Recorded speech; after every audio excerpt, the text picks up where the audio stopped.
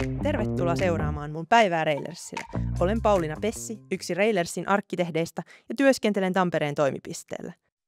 Aamut alkaa yleensä sillä, että vien iltapäivän eväät jääkaappiin, käynnistän tietokoneen, aloitan lukemaan sähköpostia ja katson päivän työtehtävät. Normaalisti siirryn pian töihin saavuttuani aamun kahvitauolle.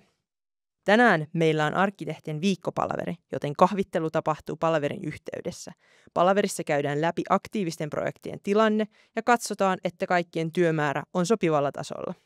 Palaverin jälkeen hyppään suunnittelutyön pariin. Tällä hetkellä työpöydälläni on muutaman asuinkohteen suunnittelua sekä tuuli- ja aurinkovoimahankkeiden ympäristövaikutusten arviointeja ja kaavojen laadintaa. Lisäksi pienempiä töitä julkisiin kohteisiin.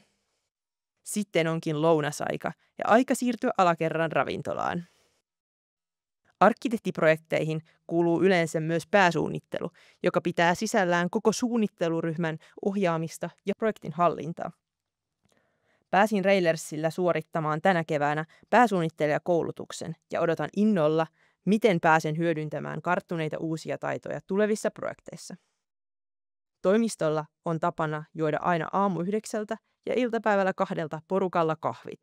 Tauolla ehtii jutustelemaan ja vaihtamaan kuulumiset kollegoiden kanssa. Tämä on mielestäni tosi kiva perinne, joka edistää yhteisöllisyyttä. Iltapäivällä keskityn myyntityöhön, johon olemme alkaneet panostamaan aktiivisemmin tiimissämme. Tähän kuuluu mahdollisten asiakkaiden kartoittamista, kontaktointia, yritysesittelyiden järjestämistä ja myyntimateriaalin tekoa. Sitten onkin työpäivä lopuillaan ja aika lähteä kotiin.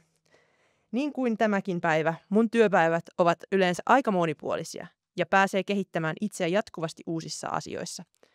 Työlläni haluan olla rakentamassa kestävää kehitystä tukevaa, pitkäaikaista ja laadukasta arkkitehtuuria tuleville sukupolville.